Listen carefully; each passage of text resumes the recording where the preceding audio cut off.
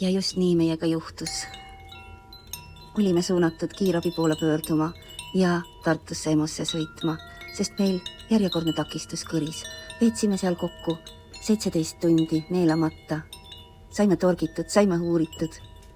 Vabanesime takistustest. Oodatakse meid uuringutele tagasi. Tänulikkuses viidi meid koju imeliste vaadetega, mida ka ei olnud ennem näinud. Kodus ootas meid köetud soe saun.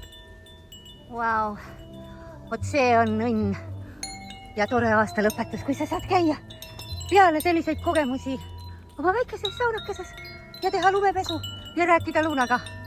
Sest just täpselt seda olen ma teinud.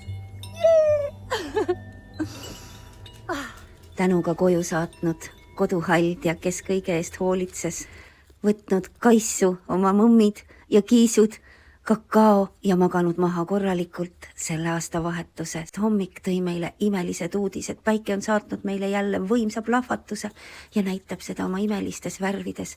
Külma on krõbedalt 21 akna taga. Ei teagi. Tuleme välja ja vaatame, mis siin toimub, sest see on lihtsalt nii ilus. Mis toimub akna taga? Kõik on üleni roosa, kõik peegeldab ka roosat. Kaamerasse nii ei paistagi. Vaatame siin, vaatame teise nurga all ja iga temperatuuri näitaja näitab meile oma temperatuuri. Jällegi, kas on nüüd 13 või on 17 akna taga, näitab ju mul lausa 20.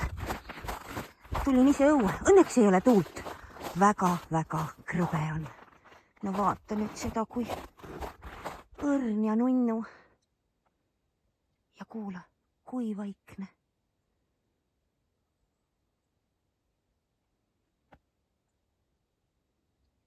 Oksake ei liigu. Mitte midagi ei liigu kuskil, aga päike tõuseb. Nii et keda või mida uskuda? Seda, mida sa tunned, usu seda. Ära usu seda, mis sulle öeldakse või tahetakse näidata. Usu seda, mida sa tunned. Kui sa oled seal, kus sa oled, see, mida sa näed ja see, mida sa tunned. Imelisi uusi loomisi selles uues aastaringis meile. Armsad maagid, kes te olete kasvanud erakust maagiks. Kohtumisteni.